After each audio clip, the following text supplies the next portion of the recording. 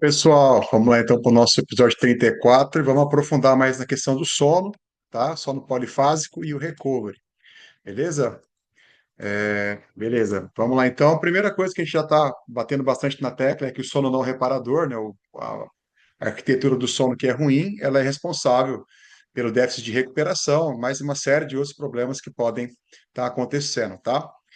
Então, muitas vezes o atleta ele acaba não conseguindo dormir a quantidade de tempo que deveria ou com a qualidade que poderia, e a gente tem que buscar alguma compensação dentro desse contexto, tá? Então, assim, a consequência direta, então, da noite mal dormida, né, o sono não reparador e a arquitetura do sono ruim, é que você vai ter sempre ali o status de fadiga acumulativa, né, que vai se acumulando, porque esse resíduo que não é combatido durante o sono de qualidade, ele vai se acumulando e vai prejudicando cada vez mais o atleta. A gente já viu também, né? Os últimos artigos mostram uma relação de índice de lesão muito maior para quem dorme mal, tá bom? Então, há um comprometimento da recuperação e a questão também do índice de lesões começa a aumentar bastante, conforme eu mencionei. E uma coisa que é muito importante, a hierarquia sempre. Não adianta pensar assim, quando eu dormir mal, eu faço, de repente, um sono polifásico, faço napping, né, que são os cochilos no dia seguinte. Então, primeira coisa, a hierarquia, sempre cuidar da arquitetura do sono, tá? A sesta, o sono polifásico, só se der algum problema, um episódio inesperado que acontece que faz o atleta não dormir bem, aí nós podemos usar esse recurso, mas nunca substituir, tá, a boa arquitetura de sono. A gente já sabe, então, vários estudos têm sido realizados nesse sentido. Então, a gente sabe que a privação do sono, os efeitos da privação do sono no esporte e na performance, eles têm uma relação muito forte com a percepção de esforço, né, em atletas e não atletas. Então, olha só que interessante. Então, quando a gente percebe que há um efeito de privação de sono com relação à performance esportiva, redução significativa, tá? A percepção de esforço, um aumento significativo, então o atleta sente mais dificuldade de cumprir a carga, a função neuromuscular fica comprometida, como a gente já viu, não só a questão funcional propriamente dita, mas a questão também cognitiva, tá? Tomada de decisão, atenção, foco, autopreservação em situações de lesão podem estar bem prejudicadas nesse sentido. E recuperação também fica mais atrasada, tá bom, pessoal? Aqui nós vimos então, né? Então, o sono normal, sempre compatível com boa performance. O sono realmente, quando tem uma privação, sono menos que 6 horas, você tem aí menor potência, menor velocidade, menor resistência, menor precisão, tá? Maior fadiga. Então, é bem importante cuidar disso aí. A percepção de esforço, então, uma carga que o atleta conseguiria trabalhar normalmente, ele vai sentir mais dificuldade para cumprir essa carga, tá? Então, a percepção de dificuldade e de sensação de dificuldade aumenta bastante quando você tem uma noite não, uma noite de sono não reparador. A função neuromuscular, a gente já falou o quanto que isso é importante, né? Então, recrutamento de unidades motoras com mais eficiência, com mais velocidade, tá? Velocidade de condução fica diminuída, a força de contração fica prejudicada, então o atleta ele pode ter vários problemas aqui, né? Gesto esportivo decomposto, falha técnica, falta de prontidão numa resposta é, relacionada a uma situação temerária no jogo para se proteger de lesão, tá? E a questão da recuperação atrasada. Então, hoje em dia, o atleta que joga no futebol, por exemplo, que é o nosso foco, né? A cada 3, 4 dias, em média, se retardar uma recuperação, é realmente condenar o atleta a uma lesão oportunista ou uma vida atlética medíocre, tá? Então, tem que tomar bastante cuidado nesse sentido e cuidar sempre do principal pilar hoje da recuperação e da performance, que é a arquitetura do sono, tá? Quando tem uma privação parcial, então, mais um estudo mostrando, tá? Quando você tem aqui, após uma noite de sono normal, a performance cognitiva, tá? Ela tem uma melhora moderada, tá? A performance física, um efeito alto, tá? E o sono normal, tá? Aqui, redução de fadiga também efeito moderado alto. Quando tem uma privação parcial, tá, pessoal? Que fica ali entre de 6 horas ali, de 6 a 7 horas numa noite de sono não reparador, você vai ter aqui uma performance cognitiva já prejudicada, com efeito muito alto, e uma performance física também altamente prejudicada, tá? Isso só numa privação parcial, tá? Então, o sono polifásico, que é o napping, e a compensação por conta do sono polifásico quando necessário. Então, a cesta diurna, né, que são os cochilos depois do almoço, ou dependendo da estratégia, algum outro momento que esse cochilo pode ser executado, é uma forma de sono polifásico compensatória, mas não deve substituir a arquitetura de sono, como já falamos, tá? Então, vários episódios de sono ao longo das 24 horas para compensar o sono noturno insuficiente de baixa qualidade. Então, serve para isso. só vai ser usado se você tem ali uma decomposição da arquitetura de sono do sono reparador e da capacidade de recuperação e anabolismo oriunda desse sono reparador, dessa boa arquitetura de sono. Beleza? Recomendações práticas, então. O que é interessante com relação à duração ideal quando você tem que fazer o napping ou sono polifásico? 30 a 60 minutos, tá? Não, menos que isso não vai ter um efeito legal, mais que isso também você tem um prejuízo, tá? Para a condição de performance do atleta. Horário ideal, sempre após o almoço, aproveitar aqui ó, a alcalose pós-prandial, né? Já tem um drive parasimpático aqui, já entrar também, aproveitar e fazer aqui por volta das 14 horas, depois do almoço, já tirar um cochilinho ali. Esperar após a cesta. Então, olha só, então se você vai ter um treino e precisou fazer o sono polifásico, o sono polifásico deve terminar pelo menos 60 minutos antes do treino, tá, pessoal? E funciona mesmo com sono bom? Sim, então mesmo que você tenha um sono bom, o atleta que tem um sono bom já, tá, uma boa arquitetura, e ele tem o costume, o hábito de fazer esse horário aqui do almoço, ele vai ter benefícios importantes também ao aspecto de recuperação e performance e anabolismo, tá? Então isso aqui pode se tornar um hábito, desde que não passe desse período aqui, tá? E compensa a noite mal dormida? Parcialmente, tá? Então não substitui o sono perdido, mas em situações que são necessárias, tá? É importante ter esse recurso do sono polifásico.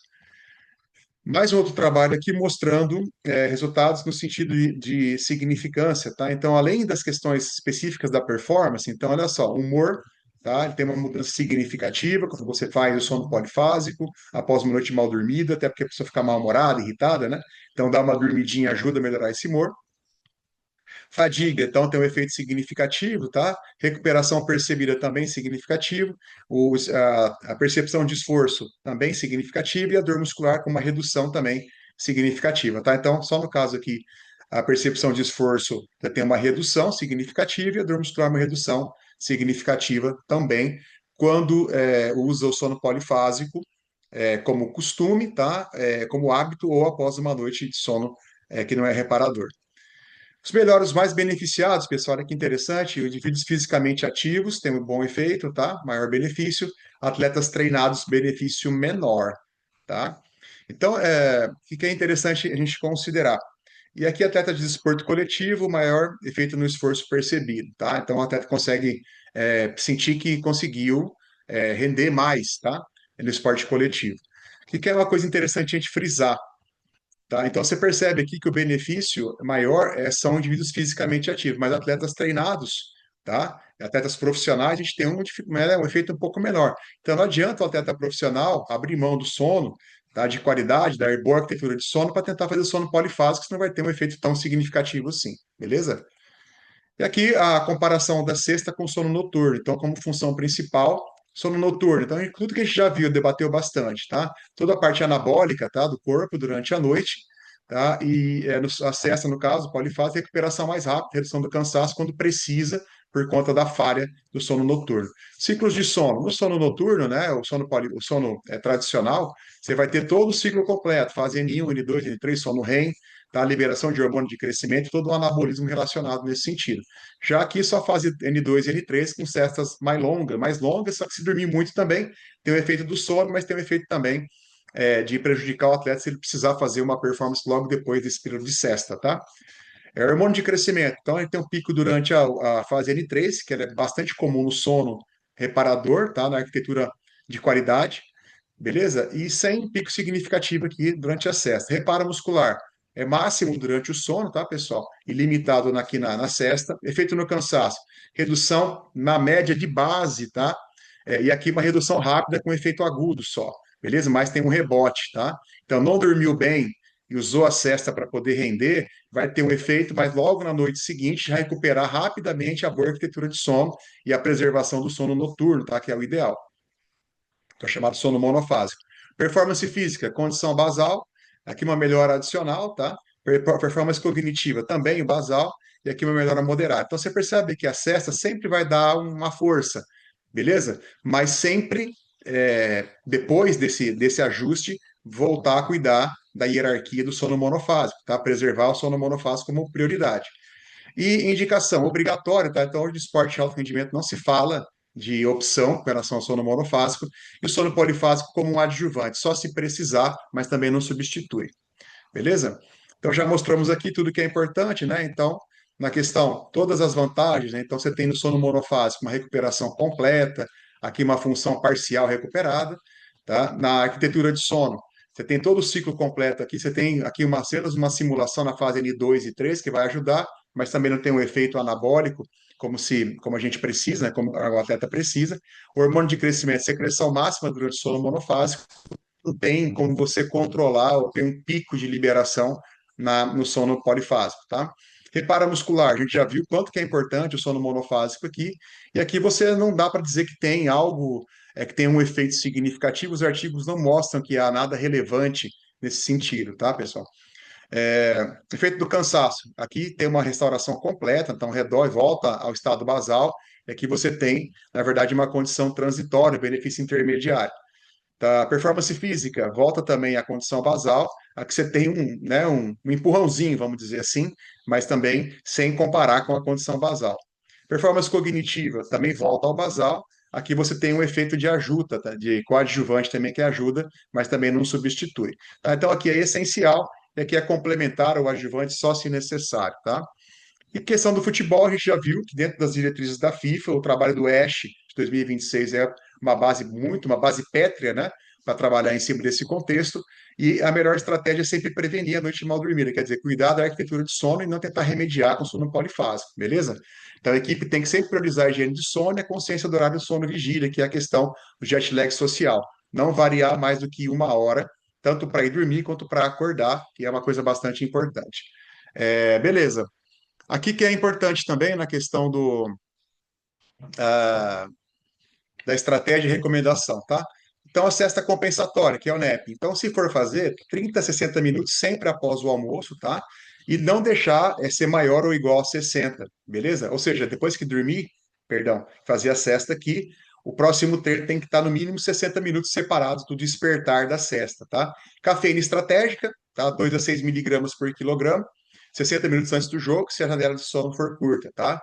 Ajuste de carga de treino, que é muito importante. O atleta que vai treinar com privação de sono, não vai render, a tendência de machucar é grande, tá? Então é importante reduzir volume e intensidade no dia seguinte e evitar o treino de alta intensidade. Carboidrato pós-jogo, tá? Reforçado. Então aqui lembra que é aquela questão de 1 a 1,2 grama por quilograma por hora e aproveitar a janela de 4 horas pós-treino ou pós-jogo, tá? Onde a ressíntese de glicogênio está mais comprometida. Então é importante você suplementar bem nessa janela de oportunidade 4 horas depois do esforço, tá, pessoal?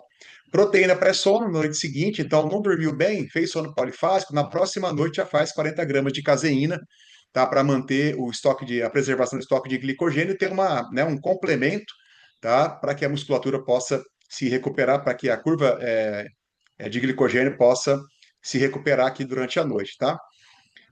Evitar treino matinal pesado, então se o sono foi ruim, muda o treino, troca a sessão de treino. Se tiver previsto alguma coisa de intensidade na manhã, você tem que obrigatoriamente jogar isso para um outro momento ou até cancelar, tá?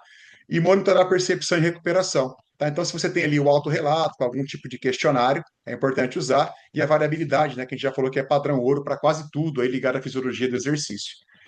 E aqui uma especificação mais objetiva.